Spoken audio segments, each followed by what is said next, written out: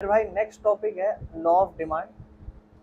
बड़े ध्यान से समझना, जो लॉ ऑफ डिमांड टॉपिक है आप ऑलरेडी डिमांड के बारे में जान चुके हैं, वही चीज़ को अफेक्ट करता है कि जो डिमांड है उस पर दो तरीके से अफेक्ट पड़ता है। एक उसके प्राइस से अफेक्ट पड़ जाए तो, और एक होता है इनडायरेक्ट फैक्टर से अफेक्ट पड़ जाए तो। प्राइस से अफेक्ट डायरेक्ट पड़ता था, डायरेक्ट रिलेशन था, प्राइस बढ़ता था डिमांड कम हो जाती थी, प्राइस कम होता था तो डिमांड बढ़ जाती थी। इसी को हम कहते हैं लॉ ऑफ डिमांड। यही हमारे डिमांड का लॉ है, यही हमारे डिमांड के लॉ को एक्सप्लेन करता है। पढ़ते हैं ध्यान से देखो। लॉ ऑफ डिमांड क्या कहता है? स्टेट करता है कि जब भी प्राइस होता है गुड्स का वो इंक्रीज होता है। प्राइस क्या हो रहा है? इंक्रीज। प्राइस आप बढ़ा रहे हो तो डिमांड क्या होती है? Quantity demand. देखो डायरेक्ट फैक्टर है ना, इसलिए quantity demand. Quantity demand decrease, और जब भी प्राइस कम होता है तो क्वांटिटी डिमांड इंक्रीज।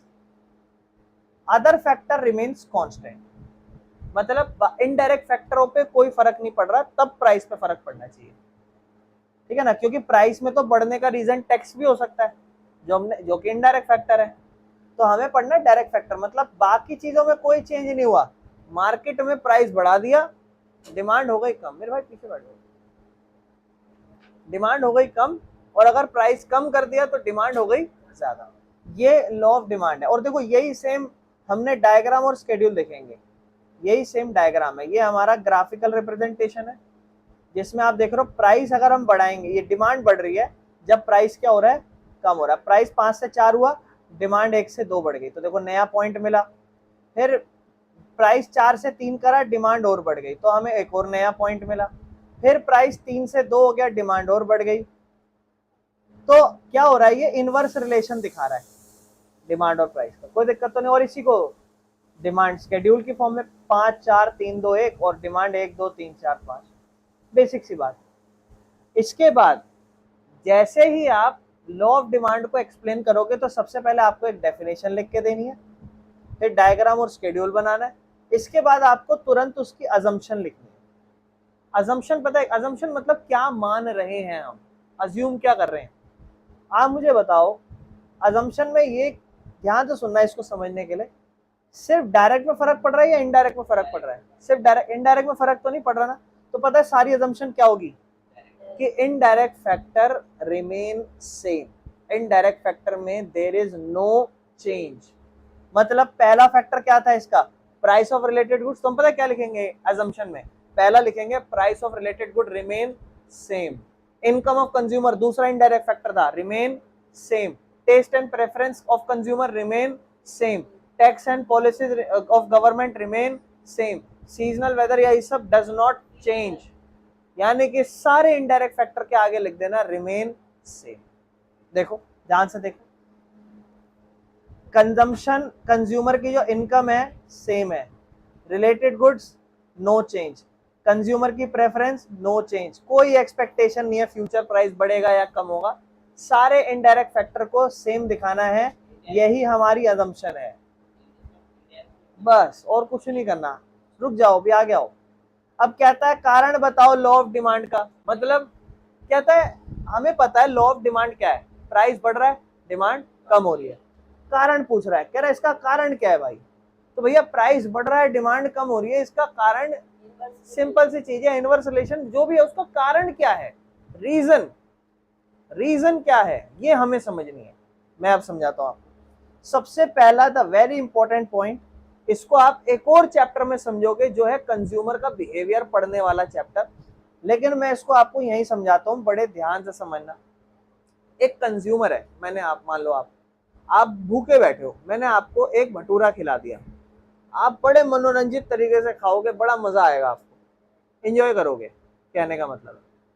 फिर मैंने आपको एक और भटूरा दिया, आप फिर भी एंजॉय करोगे, लेकिन पहले जैसे हम भूखे में खाना खाते जाते हमारा पेट भरता जाता है, जैसे जैसे हम ज्यादा खाते हैं हमारे को वो ज्यादा वाली यूनिट कम सेटिस्फेक्शन देती है, मजा नहीं आता।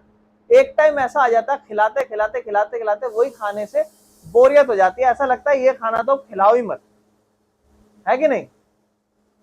Law of diminishing marginal utility. इस लॉ को समझने के लिए पहले आपको मार्जिनल यूटिलिटी समझना है।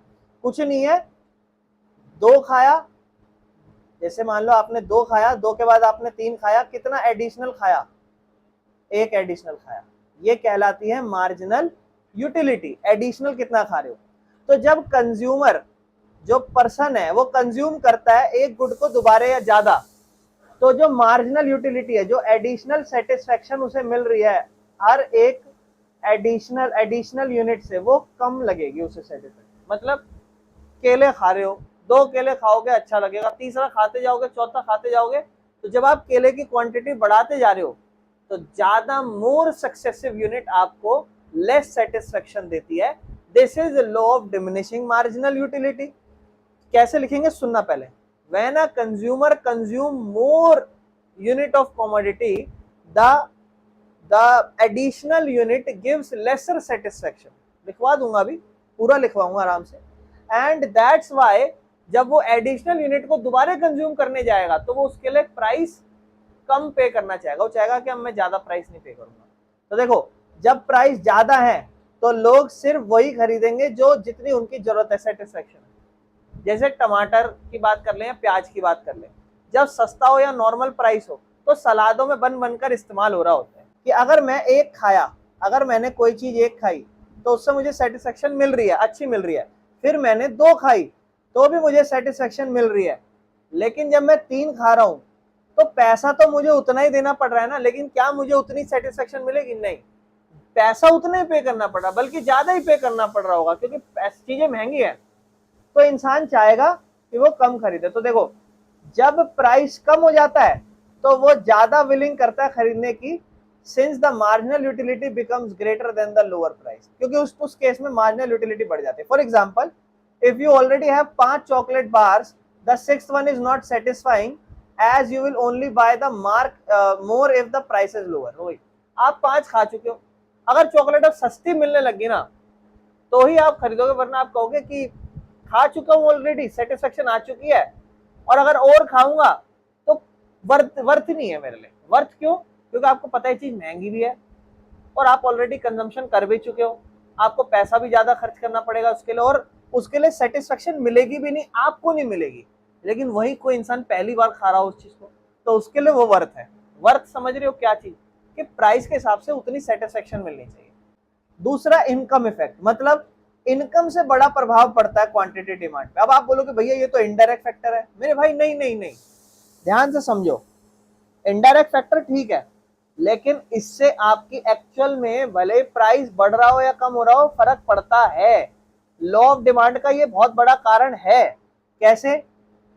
कि इनकम से देखो, when the price of good falls, consumer की परचेजिंग पावर बढ़ जाती है। अगर मान लो एक चीज का दाम सही में कम हो जाए, जैसे मैं आपको बताता हूँ आईफोन के लिए, आईफोन सितंबर से अक्टूबर सेल में आते हैं। मान लो जनरली आईफोन का प्राइस 70,000 रुपए है और फॉर एग्जांपल वो 50 हो जाए, तो इंसान क्या कहेगा? वो कहेगा यार कि मान लो मैं 50,000 अफोर्ड कर सकता हूं, तो प्राइस क्या हुआ? फॉल। तो उसकी जो परचेजिंग पावर है वो क्या हो गई? बढ़ गई। तो अब उसको वो अफोर्ड कर पाएगा। तो इनकम पे अफेक्ट पड़ता है मेरे भाई, इनकम का अफेक्ट पड़ता है। कैसे? जब भी प्राइस कम हुआ, कंज्यूमर की परचेजिंग पावर बढ़ी, इसका मतलब अब वो उसको अफोर्ड कर सकता है कि वो उसी दाम पे ज्यादा गुड्स को खरीद सकता है। या जब भी प्राइस कम होता है तो क्या हुआ, सॉरी, जब भी प्राइस बढ़ जाएगा तो कंज्यूमर का जो इफेक्ट है इनकम का, वो लगेगा कि यार मेरी इनकम, भले ही मेरी इनकम कम नहीं हुई, लेकिन प्राइस बढ़ने की वजह से मेरी इनकम मुझे क्या नजर आ रही है? कम नजर आ रही है, जिस वजह से वो उसकी डिमांड जो है वो कम हो जाएगी, क्योंकि बहुत सारे लोग बोलेंगे मैं इसको अफोर्ड नहीं कर पाऊंगा। जितना बेटर एक्सप्लेन कर सकते हो। जैसे अगर एक फ्रूट का प्राइस है वो कम हो जाए तो एक इंसान जो है वो ज्यादा फ्रूट खरीद लेता है, बिकॉज दे फील रिचर।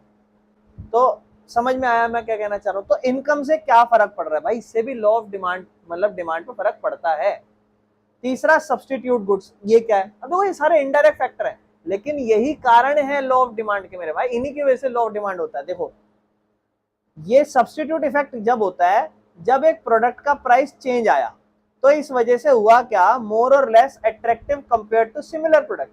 अगर एक प्राइस है एक किसी चीज का एक प्राइस है, वो अगर कम हुआ या मान लो ज्यादा होगा, ज्यादा का केस करते हैं, तो जो उससे मिलता जुलता प्रोडक्ट है लोग उस पर अपने आप ही शिफ्ट होने लग रहे हैं। यार कौन खरीदेगा, तो महंगा है, ऊपर से महंगा हो गया, बेकार है, ये कंज्यूम करो, ये कंज्यूम। जब एक प्राइस एक गुड का बढ़ेगा तो कंज्यूमर जो है ना वो सब्स्टिट्यूट पे जाएगा, क्योंकि अब वो चीपर अल्टरनेटिव ढूंढेगा, जिस वजह से वो डिक्रीज कर देगा डिमांड, और मोर एक्सपेंसिव प्रोडक्ट की डिमांड जो भी बढ़ गई है उसकी डिमांड कम कर देगा अपने आप। जैसे मान लो प्राइस कम हो गया किसी चीज का, प्राइस बढ़ गया सॉरी किसी चीज का, तो क्या होगा आज, तो इंसान सोचेगा अरे ये कौन खरीदेगा, इससे बढ़िया तो इसका सब्स्टिट्यूट खरीद लेता हूँ जो इसी के जैसा सेम है, उसको खरीदूंगा, उससे मेरा फायदा हो जाएगा। तो एट लास्ट सब्स्टिट्यूट में फर्क पड़ा, डिमांड कम क्यों हुई, लोग महंगा खरीद नहीं रहे, लोग उसके लेकिन अगर मान लो कोई होता ही नहीं मार्केट में, तो उसको फिर जबरदस्ती वही खरीदना पड़ता। देखो सब्स्टिट्यूट इफेक्ट है, इसीलिए प्राइस लॉ ऑफ डिमांड बना। अगर सब्स्टिट्यूट इफेक्ट ही नहीं होता तो क्या लॉ ऑफ डिमांड होता। आप यहाँ पर कंफ्यूज मत होना, सब्स्टिट्यूशन इफेक्ट जो इनडायरेक्ट था, अगर आपको कंफ्यूजन हो रही है मैं क्लियर करता हूँ। इनडायरेक्ट में आप टी और कॉफी की बात करते थे, वहां पे आप बोलते थे प्राइस अगर टी का बढ़ जाए तो डिमांड किसकी बढ़ रही है। एट लास्ट हम किसकी बात कर रहे थे वहां, टी या कॉफी की, हम वहां बात कर रहे थे कॉफी की, हम बात कर रहे थे कॉफी की, कि कॉफी की डिमांड बढ़ रही है जब price of related goods T का प्राइस बढ़ रहा है। एट लास्ट डिमांड हो रही है, बात हो रही है कॉफी की, क्यों, क्योंकि कॉफी का प्राइस कम नहीं हुआ था लेकिन फिर भी डिमांड चेंज हो रही है, इनडायरेक्ट फैक्टर। लेकिन यहाँ हम इनडायरेक्ट की बात ही नहीं कर रहे, छोड़ो उसको, हम बात कर रहे हैं डायरेक्ट की ही, चाय की ही बात कर रहे हैं हम। जब प्राइस चाय का बढ़ जाएगा तो लोग चाय की डिमांड कम कर देंगे, क्योंकि वो कॉफी पे शिफ्ट हो जाएंगे, सब्स्टिट्यूट ढूंढ लेंगे। हम इनडायरेक्ट की बात ही नहीं कर रहे, हम सब्स्टिट्यूट का यूज डायरेक्ट में ले रहे हैं, समझ रहे हो, कंफ्यूज मत होना।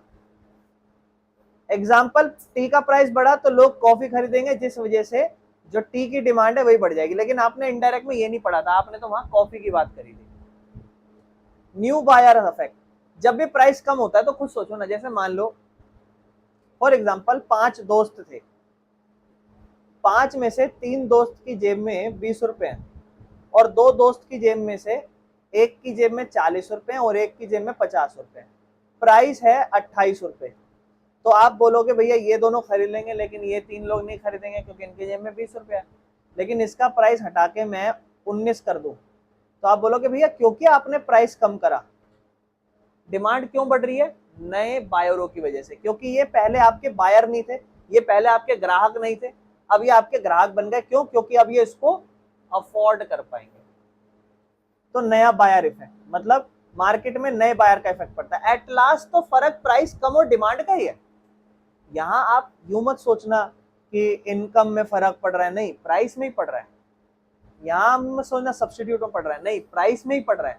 यहाँ आप यूं मत सोचना कि नए बायर आ रहे हैं तो प्राइस में डिमांड में फर्क पड़ रहा है, नहीं नहीं नहीं नहीं नहीं, पहले प्राइस में चेंज हो रहा है, फिर डिमांड में चेंज हो रहा है जिससे नए बायर आ रहे हैं, या फिर पहले प्राइस में चेंज हो रहा है जिस वजह से लोग सब्स्टिट्यूट में भाग रहे हैं तो डिमांड कम हो रही है। इनकम इफेक्ट में अगर प्राइस बढ़ जाएगा, लोगों की औकात, परचेजिंग पावर कम हो जाएगी, वो डिमांड कम कर देंगे। तो एट लास्ट फर्क डायरेक्ट में ही है, लेकिन इनडायरेक्ट रिलेशन दिखा रहा है कि लोग कहाँ शिफ्ट होंगे, कैसे शिफ्ट होंगे। अगला consumer expectation of future price, ये भी, अब ये भी तो इनडायरेक्ट ही है। इसे मान लो, ध्यान से समझना, कंज्यूमर ने एक्सपेक्ट करा प्राइस फ्यूचर में बढ़ जाएगा, तो वो आज अपनी डिमांड बढ़ा देगा, बोलेगा अरे मैं इसको खरीद रहा हूँ, अपने खरीद रहा हूँ, और करंट प्राइस भले ही हाइयर हो, है ना, to avoid paying at higher price later, if they expect price fall in future they might reduce demand now anticipating better deals later. मतलब अब मान लो हुआ क्या, उस बंदे ने सोचा प्राइस कल को बढ़ जाएगा, आज ही जाके डिमांड बढ़ा देता हूँ, लेकिन हुआ क्या, प्राइस एक्सपेक्ट करा, अगर उसने एक्सपेक्ट करा कि इसका प्राइस कल को क्या हो जाएगा, कम, तो वो अपनी डिमांड भी आज कम कर देगा। अगर मान लो आज सोना महंगा है, कल को आपको पता है सस्ता होने वाला है, तो आज आप जाके खरीदने लग जाओगे, मैं बोलेगा बाद में खरीदेंगे। क्या हो रहा है यहाँ पे, आप आज तो प्राइस ज्यादा है, लेकिन फ्यूचर में प्राइस क्या होने वाला है, कम। आज तो प्राइस ज्यादा है ना, तो आप डिमांड क्या कर रहे हो, इनडायरेक्ट तो फैक्टर, डायरेक्ट फैक्टर ही तो है। प्राइस आज ज्यादा है, आपको पता है कि फ्यूचर में प्राइस कम होगा, आपको पता है फ्यूचर में प्राइस कम होगा, आज ज्यादा है उसके हिसाब से, तो आज आपने डिमांड क्या कर दी अपने आप ही, आज आप खरीदने नहीं जाओगे, बोले बाद में खरीदेंगे। तो ये भी एक है, ठीक है। उसके बाद अवेलेबिलिटी ऑफ सब्सटीट्यूट, और सारे पढ़ लिए, छोड़ दो, पढ़ लेते हैं चलो।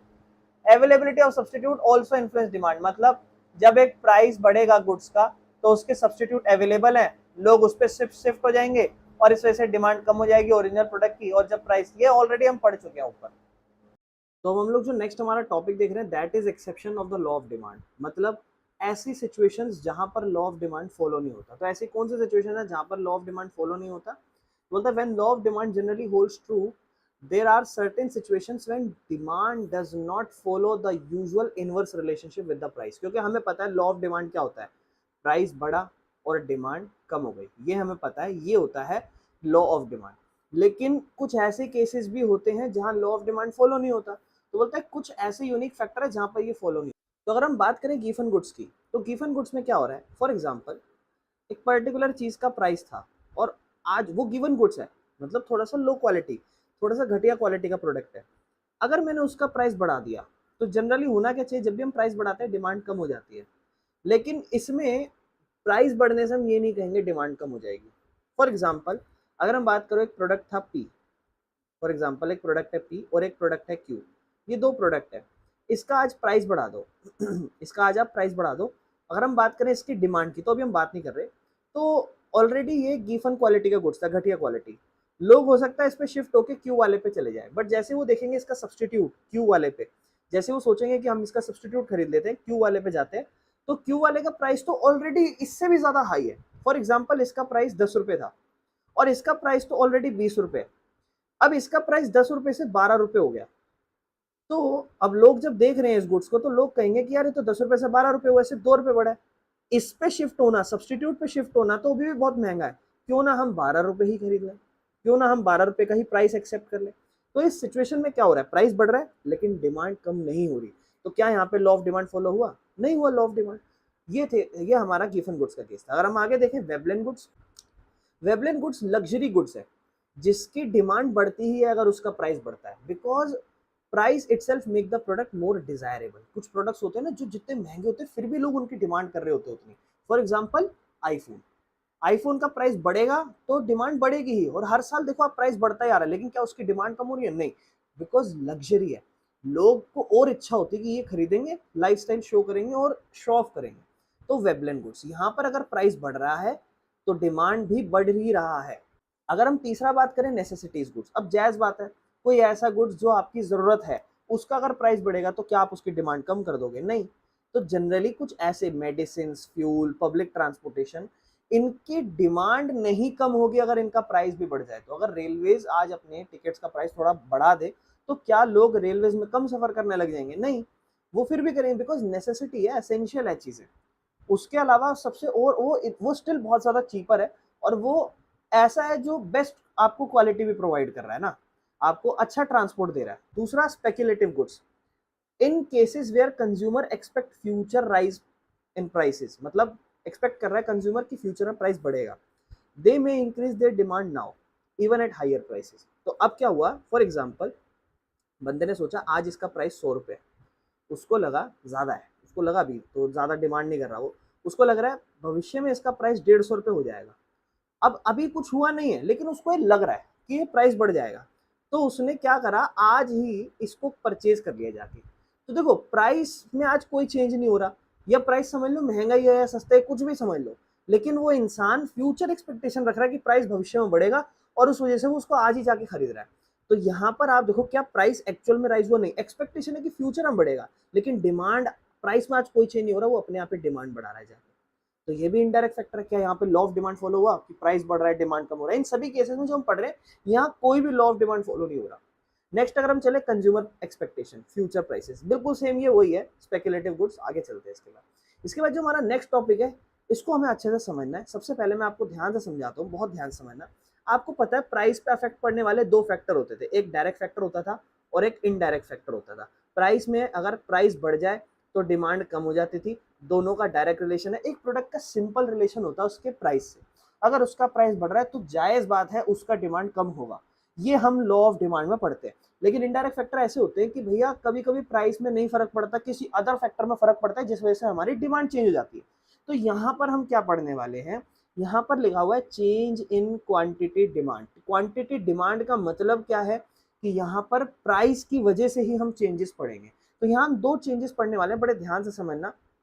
एक को कहा गया है मूवमेंट अलोंग डिमांड कर्व और एक को कहा गया है शिफ्ट इन डिमांड कर्व। ये इनडायरेक्ट फैक्टर है, देखो यहाँ चेंज इन डिमांड लिखा है और यहाँ चेंज इन क्वांटिटी डिमांड लिखा है, बिकॉज ये डायरेक्ट फैक्टर है। यहाँ पढ़ोगे कि उसके प्राइस से क्या उसकी डिमांड में चेंज हो रहा है, यहाँ पढ़ोगे कि अदर फैक्टर से क्या उसकी डिमांड में चेंज हो रहा है। क्लियर है? तो अब इसको पढ़ना स्टार्ट करते हैं, बड़े ध्यान से समझना मेरी बात। सबसे पहले अगर हम बात करूं change in quantity demand, change in quantity demand मतलब किस वजह से होता है?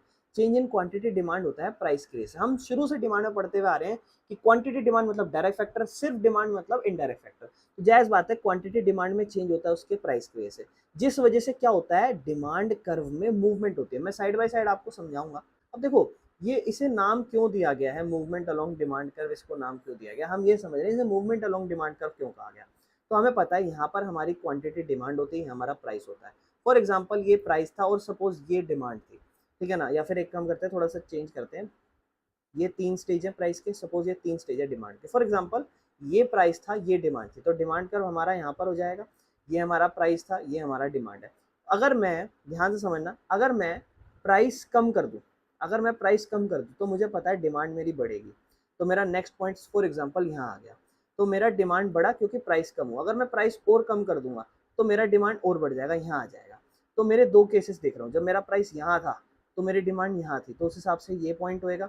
जब मेरा प्राइस और कम हुआ मेरी डिमांड यहाँ बढ़ गई, और पहले वाले केस में मेरा ये डिमांड था जब ये प्राइस था, इस हिसाब से ये मेरा डिमांड कर्व है। इसी को मैं चेंज इन क्वांटिटी डिमांड कहूँगा। तो आप देखो इस डिमांड कर्व में एक चीज है कि ये डिमांड कर्व अगर प्राइस कम हो रहा है तो देखो इधर मूवमेंट गई डिमांड कर्व की। अगर प्राइस, ध्यान सुनना, अगर मैं प्राइस बढ़ा दूं, तो पहले इस केस पे आते हैं, इस केस पे ध्यान से देखना। इस केस में आप देखो ये डिमांड है, आप प्राइस बढ़ा दो तो आपको पता है डिमांड कम हो जाएगी। फॉर एग्जांपल डिमांड ये हो गई, यहाँ पे आ गई। फिर मैं और प्राइस बढ़ा दूं तो डिमांड और कम हो जाएगी। फॉर एग्जांपल यहाँ प्राइस हुआ, यहाँ डिमांड ये हो गई। तो इस केस में देखो यहीं पर ऊपर नीचे मूवमेंट हो रही है, यहीं पर ऊपर नीचे मूवमेंट हो रही है, ना कहीं आगे ना कहीं पीछे, ऐसा कोई शिफ्ट नहीं हो रहा। उसी मूवमेंट जो डिमांड कर्व है वहीं पर मूवमेंट करा जा रहा है। तो देखो इसको नाम क्या दिया है कि बोला है कि जब भी प्राइस में चेंज आता है और उस वजह से डिमांड में चेंज आता है, तो इस वजह से डिमांड कर्व में मूवमेंट होती है, ऊपर होगी या नीचे होगी। और उसी को हम एक बार डाउनवर्ड मूवमेंट कहते हैं। अब देखो वही नीचे हुई, डाउनवर्ड ऊपर जाएगा तो अपवर्ड मूवमेंट, और जो नीचे की तरफ मूवमेंट होगी उसको कहा जाएगा एक्सपेंशन इन डिमांड, जिसमें प्राइस कम हो रहा है। अब आप खुद सोचो ना, ये बनाते हैं लोग। फॉर एग्जाम्पल यहाँ मेरा प्राइस है, ठीक है, अब प्राइस कम हो रहा है, तो पहले मान लो यहाँ प्राइस था, यहाँ डिमांड थी, यहाँ डिमांड थी, तो प्राइस कम हुआ, तो देखो प्राइस कम हो रहा है तो डिमांड आपको पता बढ़ेगी, यहाँ हो जाएगा। तो पहले पॉइंट यहाँ था इसकी वजह से, और अब पॉइंट यहाँ है इसकी वजह से, तो मूवमेंट जो हुई है ना वो डाउनवर्ड हुई है, यानी कि मूवमेंट नीचे हो रही है। तो देखो इसी को हम एक्सपेंशन कहेंगे, बढ़ रहा है, ठीक है ना, डिमांड का। और इसी को हम कहेंगे कि यहाँ पर प्राइस कम हो रहा है इसलिए एक्सपेंशन हो रहा है, मूवमेंट डाउनवर्ड हो रही है, याद रखना ये। और यहाँ पर अगर हम बात करें सेम यही केस है, प्राइस बढ़ा दो तो प्राइस ऊपर चला जाएगा और डिमांड कम हो जाएगी तो यहाँ चला जाएगा। तो इस केस में आपका डिमांड कर अपवर्ड मूवमेंट कर रहा है, ऊपर जा रहा है, इसी को हम कॉन्ट्रैक्शन इन डिमांड कहेंगे क्योंकि इसमें प्राइस बढ़ रहा है। बस इतना ही है इसके अंदर। तो आपको ये समझना है कि there are two factor that affecting the demand, one is price and other is other factor. So when we change the price, the demand can be changed. When we reduce the price, the demand will rise. When we increase the price, the demand will fall. And these are the two cases of that change in quantity demand. लेकिन वहीं अगर हम बात करें यहाँ shift in demand का, तो अब देखो इसको, देखो बड़े ध्यान से समझना इसको। अब यहाँ देखो, यहाँ चेंज इन डिमांड हो रहा है, यहाँ चेंज इन क्वांटिटी डिमांड नहीं है। ऑकर्स क्यों हो रहा है? क्योंकि अदर फैक्टर में चेंज आ रहा है, प्राइस में चेंज नहीं आ रहा है। यानी कि यहाँ प्राइस एज इट इज रहेगा, बट डिमांड अपने आप ही बढ़ सकती है और डिमांड अपने आप ही कम हो सकती है। हम ऑलरेडी पढ़ चुके हैं बहुत सारे केसेस में इनडायरेक्ट फैक्टर में। तो अब यहाँ प्राइस में चेंज तो हो नहीं रहा, तो क्या होगा, चेंज इन अदर फैक्टर, है ना, प्राइस के अलावा दूसरे फैक्टरों में चेंज होगा। तो इस वजह से क्या होगा, अब हम इसको समझते हैं मेरे भाई। फॉर एग्जाम्पल प्राइस में कोई चेंज नहीं है। अब देखो ये ध्यान से देखना, ये अपना प्राइस का कर्व होता है, ये अपना डिमांड का कर्व है, ठीक है। तो मेरे भाई क्या हुआ, 10 रुपए थे और डिमांड थी फॉर एग्जाम्पल 100 यूनिट, तो ये पॉइंट था। आप बोलोगे भैया ये हमारा डिमांड कर्व है, ऐसे अगर इसमें हम प्राइस ऊपर नीचे करेंगे तो ये ऊपर नीचे इस तरीके से बढ़ेगा। लेकिन भैया हुआ क्या, ये हमारा डिमांड कर्व बन रहा है, लेकिन भैया हुआ क्या, अपने आप ही डिमांड बढ़ गई, अपने आप ही डिमांड 150 हो गई, प्राइस में तो कोई चेंज नहीं आया। यानी कि उसी प्राइस पे अब आपकी नई डिमांड हो गई। तो आप देखोगे भैया पुराना डिमांड कर्व ये था, नया डिमांड कर्व ये है, भैया हमारा जो डिमांड कर्व है ना उसके अंदर ऊपर नीचे कोई मूवमेंट नहीं आई, उसके अंदर कोई ऊपर नीचे मूवमेंट नहीं आई, लेकिन वो राइट शिफ्ट हो गया बिकॉज ऑफ प्राइस सेम था, प्राइस में कोई चेंज ही नहीं था। और यहीं पर अगर इसी पे ही 50 यूनिट की डिमांड हो जाती तो मेरा डिमांड कर्व यहाँ बन जाता, तो यहाँ मैं कहता लेफ्टवर्ड मूवमेंट शिफ्ट हो गया। इसी को हम कहते हैं there is no change in price, there is change in other factor and that's why demand changes. ठीक है ना। तो अब देखो इसी को समझते हैं क्या हो रहा है यहाँ पर, शिफ्ट हो रहा है, राइटवर्ड शिफ्ट। राइटवर्ड में क्या होगा, डिमांड बढ़ जाएगी, तो देखो क्या होगा, increase in demand due to favourable change. कुछ अदर फैक्टर में चेंज आया होगा लेकिन प्राइस सेम है। लेफ्टवर्ड शिफ्ट में लेफ्ट शिफ्ट हो गया, डिमांड अपने आप ही कम हो गई, कोई अनफेवरेबल कंडीशन आ गई। ठीक है ना, अनफेवरेबल सिचुएशन हमारे फेवर में नहीं थी, फेवर मतलब हमारे फेवर में थी, डिमांड बढ़ गई। ठीक है ना। तो ये इनके एग्जांपल है, देखो ये इसका एक पर्टिकुलरली एग्जांपल समझा रखा है, ये इसका पर्टिकुलरली एग्जांपल समझा रखा है। कुछ नहीं है मेरे भाई, जो भी आप ऊपर पढ़ते आ रहे हो उसी को एक्सप्लेन करना है यहाँ पे, और कुछ नहीं करना। ठीक है ना। चलो इसके बाद हम इसके नेक्स्ट टॉपिक पे चलते हैं मेरे भाई। जो हमारे इस चैप्टर का लास्ट टॉपिक है दैट इज क्रॉस डिमांड। ठीक है ना। और ये क्या होते हैं बड़े ध्यान से समझेंगे। क्रॉस डिमांड ना आपको रिलेशनशिप बताती है आपकी डिमांड और आपके प्राइस ऑफ रिलेटेड गुड्स। आप याद है, यानी कि यहाँ पे इनडायरेक्ट फैक्टर की बात हो रही है, आप बात आपको समझ में आ रही होगी। इनडायरेक्ट फैक्टर में आता था हमारा प्राइस ऑफ रिलेटेड गुड्स, जिसमें हमारे दो टाइप के गुड्स आते थे, एक आता था सब्स्टिट्यूट गुड्स और एक आता था कॉम्प्लीमेंट्री गुड्स। तो अब हम समझेंगे कि डिमांड और इसके बीच में रिलेशन क्या है। अब ये हम जान चुके हैं इनके बीच में हमारे रिलेशन, लेकिन इसके भी ग्राफ हम बनाने सीख लेंगे। लेकिन मुझे पता है ये इनडायरेक्ट फैक्टर है, मैं अभी अभी आपको इनडायरेक्ट फैक्टर जैसे चेंज इन डिमांड कर, चेंज इन डिमांड कहा जाता था, राइटवर्ड शिफ्ट या लेफ्टवर्ड शिफ्ट, वही बनेगा। लेकिन इसमें कुछ चीजें हैं, इसके दो टाइप के ग्राफ बनते हैं, कर्व बनते हैं, हमें समझना है। तो सबसे पहले तो हम ये समझ चुके, कभी भी डेफिनेशन या कुछ भी टॉपिक आ जाए व्हाट इज क्रॉस डिमांड, तो क्रॉस डिमांड मतलब डिमांड और क्रॉस, क्रॉस समझ रहे हो, क्योंकि यहाँ टी फॉर एग्जांपल टी है या फिर कॉफी है, तो हमें पता है टी और कॉफी के प्राइसों में क्रॉस इफेक्ट पड़ने की वजह से उनकी डिमांड में फर्क पड़ता था। अगर चाय का प्राइस बढ़ जाएगा तो लोग अपने आप ही कॉफी की डिमांड बढ़ा रहे थे, तो यही क्रॉस डिमांड होती थी हमारी, है ना, रिलेशनशिप बताना डिमांड और प्राइस ऑफ रिलेटेड गुड्स में। लेकिन यहाँ पर वही क्रॉस प्राइस का इफेक्ट क्या पड़ता है, डिमांड कर्व। तो मेरी भाई बड़े ध्यान से सुनना मेरी बात, मैं आपको दोनों केस समझाता हूँ। मैं आपको पहले सब्स्टिट्यूट गुड्स का केस समझाऊंगा, मैं फिर आपको कॉम्प्लीमेंट्री गुड्स का केस समझाऊंगा। लेकिन ना मेरे भाई इसके दो केस होते हैं, एक केस आपको समझना है, बड़े ध्यान से सुनना मेरी बात, एक केस आपको समझना है ऑन डिमांड कर्व, यानी कि डिमांड कर्व पे क्या फर्क पड़ेगा। ठीक है ना। लेकिन अगर आपको सिंपल सा बोले कि सब्स्टिट्यूट गुड्स का ग्राफ बनाओ या कर्व बनाओ, तो ये सेकंड केस में आपको वैसे समझाऊंगा, उसका मैं डिमांड कर्व के साथ कोई रिलेशन नहीं समझाऊंगा। अगर आपको चीजें कॉम्प्लेक्स लग रही है अभी समझ में आएगी। अगर मैं कॉम्प्लीमेंट्री की बात करूं तो सेम यहाँ पे कॉम्प्लीमेंट्री का डिमांड कर्व जो हम अभी तक बना रहे हैं, जहां पे एक प्राइस होता है और एक क्वांटिटी डिमांड होती है, उस पर क्या फर्क पड़ने वाला है, वो सब्स्टिट्यूट और कॉम्प्लीमेंट्री में अलग केस होते हैं। लेकिन सेपरेटली उनमें एक्चुअल में किस चीज में चेंज होने से क्या चेंज हो रहे हैं वो सेकंड केस में समझेंगे। सबसे पहले मैं आपको दोनों फर्स्ट केस समझाऊं, बड़ा सिंपल सा खेल है। डिमांड कर्व आपको पता है, इससे समझ जाएंगे। अगर हम बात करें सब्स्टिट्यूट गुड्स की, कि दो चीज है, एक है भैया पेप्सी और एक है कोका कोला। ठीक है ना। तो एक कोका कोला है, ठीक है ना। अब ध्यान समझो, पेप्सी और कोका कोला है, तो समझेंगे प्राइस पेप्सी का बढ़ गया, सब्स्टिट्यूट है दोनों एक दूसरे के, और डिमांड अपने आप ही कोका कोला की बढ़ जाएगी। लोग कहेंगे कि हम तो कोक पियेंगे अब।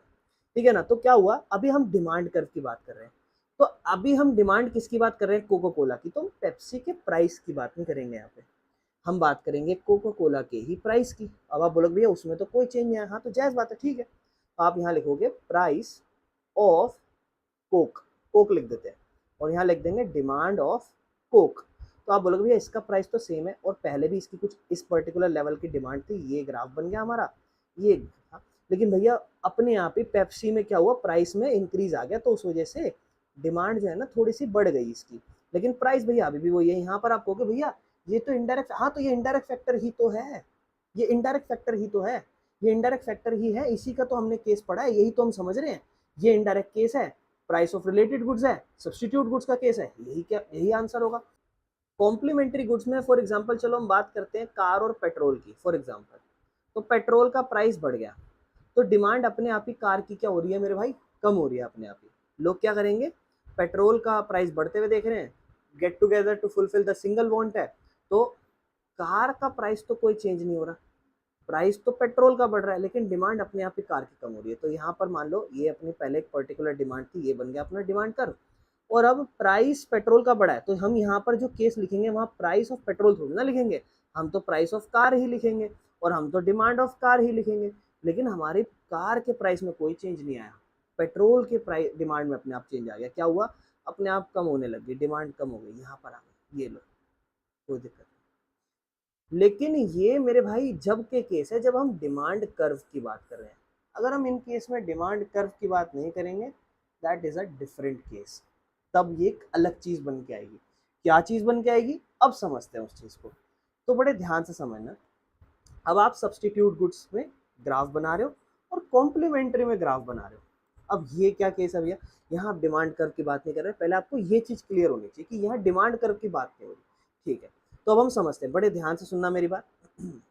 सबसे पहले हम पढ़ते हैं यहाँ पर वही सेम कोक और पेप्सी। हमने क्या करा था पिछली बार, पेप्सी का प्राइस बढ़ा दिया था, तो हमने देखा था कोक की डिमांड अपने आप ही बढ़ने लग गई थी।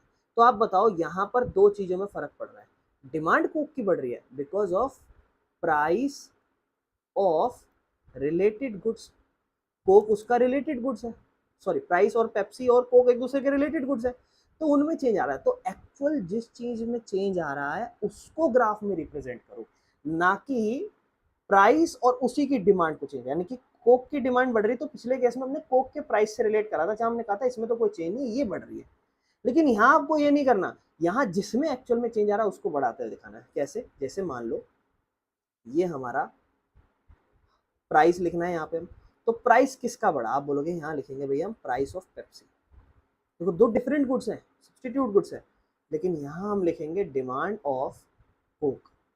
अब देखो पहले मान लो यहाँ प्राइस था ठीक है, और इसका एक पर्टिकुलरली यहाँ कुछ डिमांड थी, ठीक है, ये ऐसे ऐसे केस था अपने, ऐसे कुछ डिमांड थी, इस केस की वजह से इसकी कुछ डिमांड थी ऐसे। अब हुआ क्या, हमने देखा इसका प्राइस बढ़ते हुए देखा और इसकी भी डिमांड बढ़ते हुए देखी। देखो प्राइस उसका बढ़ रहा है लेकिन डिमांड डिफरेंट गुड्स की बढ़ रही है, तो उस हिसाब से नया पॉइंट के हिसाब से ये पॉइंट यहाँ के हिसाब से यहाँ मिलेगा और ये पॉइंट यहाँ के हिसाब से यहाँ मिलेगा, और डिमांड कर्व हमारा कुछ उल्टा बन रहा है इस बार। ये हमारा डिमांड कर्व है। सोचो यहाँ कोई right word left word shift movement नहीं हो रही, यहाँ जिन दो चीजों में चेंज आया उनका ग्राफ बना के हमने आंसर बना दिया। जैसे यहाँ पर अगर हम कॉम्प्लीमेंट्री की बात करेंगे तो कार और पेट्रोल में अगर हम पेट्रोल का प्राइस बढ़ा रहे थे तो कार की जो डिमांड थी वो कम हो रही थी। तो अब इसको अगर बनाएंगे तो आपको पता है कि यहाँ प्राइस लिखने वाले हो, लेकिन प्राइस किसका लिखने वाले हो, पेट्रोल का, क्योंकि ये जो आप ग्राफ बना रहे हो डिमांड कर्व पे नहीं बना रहे हो। जब भी आप डिमांड कर्व पे ग्राफ बनाओगे तो आप उसी गुड्स का प्राइस और उसी गुड्स का डिमांड लिखोगे। यहाँ पर जो चेंज आ रहा है हम वो लिख रहे हैं। तो अगर दूसरा केस अगर मैं बनाऊं तो यहाँ मेरी डिमांड है, यहाँ मेरी डिमांड है, तो अब हो क्या रहा है, पहले मान लो प्राइस ये था, डिमांड ये थी, अपना सब सेट था, लेकिन यहाँ प्राइस बढ़ी और यहाँ डिमांड कम हुआ, ये पॉइंट और ये पॉइंट। तो यहाँ पर जो हमारा जनरली डिमांड कर्व वाले ग्राफ बनते थे मूवमेंट वैसा ही बन रहा है, यहाँ कुछ इस तरीके से बन रहा है, यहाँ कुछ इस तरीके से। लेकिन ये इनडायरेक्ट फैक्टर का है और ये भी इनडायरेक्ट फैक्टर का है और ये भी इनडायरेक्ट फैक्टर का है, लेकिन ये इनडायरेक्ट फैक्टर की बात हो रही है ऑन डिमांड कर्व, लेकिन यहाँ पर आप ऑन डिमांड कर्व नहीं बात कर रहे, डिमांड कर्व पे नहीं बना रहे हो इस चीज को। दैट्स वाई इस पर इसे ऐसे हमें ग्राफ बनाना है। मुझे उम्मीद है समझ में आएगा। सेम इसी में इंफीरियर और आपके बाकी के गुड्स आ जाते हैं, नॉर्मल गुड्स आ जाते हैं। अगर नॉर्मल और इंफीरियर पे कोई आपसे पूछे, अब आ जाते हैं नॉर्मल गुड्स पे। चलो नॉर्मल गुड्स पे आते हैं। अब आपको पता है नॉर्मल गुड्स की कहानी जो होती है ना, या फिर इंफीरियर गुड्स की जो कहानी होती है, वो आपको पता है उसका लेना देना किससे होता है, आपको पता है उसका लेना देना होता है हमारी इनकम से, जिससे एक्चुअल में रिलेशन होता है उससे बात करो। तो अब यहाँ पर दो चीज है, मान लो मेरी अगर इनकम बढ़ गई तो आपको पता है इंसान नॉर्मल गुड्स की डिमांड बढ़ाता है, तो इनकम बढ़ी और नॉर्मल गुड्स की डिमांड बढ़ी। यहाँ आपकी इनकम अगर कम हो जाती है या फिर मान लो आपकी इनकम बढ़ जाती है, अगर आपकी इनकम बढ़ गई तो आप इंफीरियर गुड्स की डिमांड कम करते हो, आप कहते हो कि अबे अब कौन खरीदे, अब तो हम लग्जरी चीजें खरीदें। तो यहाँ आप लिखोगे मेरे भाई इनकम और यहाँ आप लिखोगे डिमांड। तो मान लो ये इनकम थी, ये आपका डिमांड था, ऐसे ऐसे ग्राफ बना हुआ था। अब हुआ क्या, आपकी इनकम बढ़ गई तो आपका नॉर्मल गुड्स का डिमांड भी बढ़ गया, आपने डिमांड भी बढ़ा दिया, तो नया पॉइंट यहाँ से मिला के यहाँ बनेगा, ये हमारा। ये कोई आप देखो यहाँ हम प्राइस लिखते हैं लेकिन यहाँ प्राइस नहीं आता, हम जो नॉर्मल चीज़ों में फर्क पड़ रहा है उन्हीं चीज़ों को लिख रहे हैं। और यहाँ पर भी सेम आते हैं, यहाँ पे हम इनकम लिखेंगे और यहाँ हम डिमांड लिखेंगे। इंफीरियर गुड्स की डिमांड केस बना रहे हैं हम। तो यहाँ मान लो ये हमारी इनकम थी, ये हमारा डिमांड था, ग्राफ हमारा ऐसे मिला हुआ था। अब हुआ क्या, हमारा इंफीरियर गुड्स का डिमांड कम हो गया। तो हमने पढ़ा ये इंफीरियर गुड्स का हमने डिमांड इन सॉरी एक उल्टा हो गया, ध्यान से देखते हैं।